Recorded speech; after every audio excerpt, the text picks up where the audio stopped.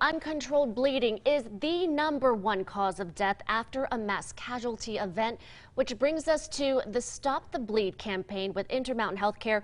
Trauma coordinator Mary Erasmus joins us today to talk about this really important issue. Sadly, we have had mass casualties even recently, but let's talk about this national campaign to really save lives. So Stop the Bleed came about in 2015, and American College of Surgeons and the Hartford Census said we need to teach the public how to do this. There's too many mass casualties, motor vehicle accidents, and people are dying that could survive because they're bleeding out and not getting the help they need. So the goal really is to make bystanders first responders and not just victims, but also helpful. When we're talking about a shooting event, yeah, we think that is the most deadly thing, but it is waiting to get out of these crowds and they're waiting for help. Right. So it's only 5 to 10 minutes someone can bleed out.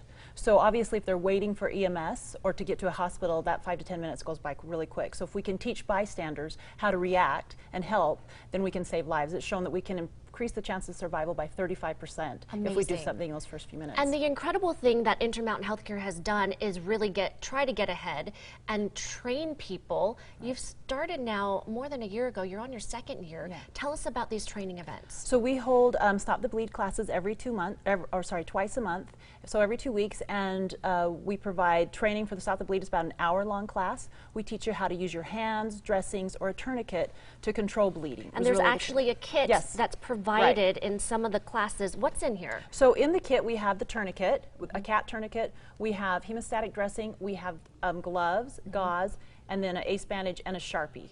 And the Sharpie is to say what time you made the tourniquet. Right. Whatever time we put the tourniquet, we want you to mark the tourniquet or their forehead so that when they get to the hospital, they know how long the tourniquet's been on. And Mary, you actually wanted to demonstrate how easy and simple really coming to the training and learning these quick methods. Right. So this is a cat tourniquet. It's in all of our kits. It's what the American College of Surgeons recommends for this class. So all you have to do is you put it on, and then you're going to pull this as tight as you can. I'm going to try to turn that around a little bit. Sorry about that. No worries. So you're going to pull this gauze as tight as you can. You wrap it around, and then you are going to roll this rod until you get, this is a windlass rod, until the bleeding stops. It is going to hurt. The patient is not going to like it. See, it is already hurting a little bit. So you keep twisting until you get the bleeding stopped, and then you lock it into place. Up here is the lock, so you'd put it in there. Oh, I see. So it's really quite simple. We teach the participants how to use it, and then we let them practice, and then we give them a kit to take home. And you have a shirt here. We do. We also have a shirt. I'm going to take that off. I don't want you to. No, it's okay.